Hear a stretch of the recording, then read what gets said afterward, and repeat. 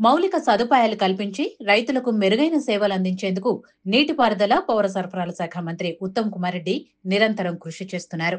ఎప్పటికప్పుడు సంబంధిత అధికారులతో సమీక్షలు నిర్వహిస్తూ కీలక నిర్ణయాలు తీసుకుంటారు. అలాగే రాష్ట్ర అభివృద్ధి కోసం ఎంతో శ్రమిస్తుంటారు. అలాంటి ఉత్తమ్ కుమార్ రెడ్డిని డెన్మార్క్ రాయబారి రాస్మస్ క్రిస్టెన్సన్ తో మర్యాదపూర్వకంగా కలిశారు. ఈ సందర్భంగా జరిగిన భేటీలో వాణిజ్య, పారిశ్రామిక రంగంలో రెండు దేశాల మధ్య మరింత బలపడాలని ఆకాంక్షించారు. ప్రపంచంలో అభివృద్ధి చెందుతున్న నగరాల్లో హైదరాబాద్ ఒకటని, ఇక్కడ పెట్టుబడులు పెట్టేందుకు అన్ని రకాలుగా అనుకూల వాతావరణం ఉంటుందని ఆయన పేర్కొన్నారు. గ్లోబల్ సిటీగా రూపాంతరం చెందుతున్న హైదరాబాద్ నగరంతో పాటు తెలంగాణ రాష్ట్ర విశిష్టతను మంత్రి ఉత్తమ్ కుమార్ రెడ్డి రాస్మస్ కు వివరించారు. ఐటీ రంగంలో దూసుకుపోతున్న మహానగరంలో ఇక్కడి ప్రభుత్వం ఏర్పాటు చేస్తున్న ఆధునిక వసతులు, ఫార్మా రంగంలో పురోగతిని మంత్రి ఉత్తమ్ తెలిపారు.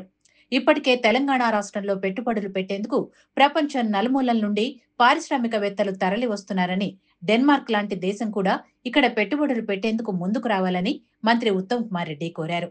అందుకు రాస్మస్ కూడా సుముఖత వ్యక్తం చేసినట్లు తెలుస్తోంది. రాబోయే రోజుల్లో తెలంగాణకు మరిన్ని పెట్టుబడులు రాబోతున్నాయని మంత్రి ఉత్తమ్ తెలిపారు.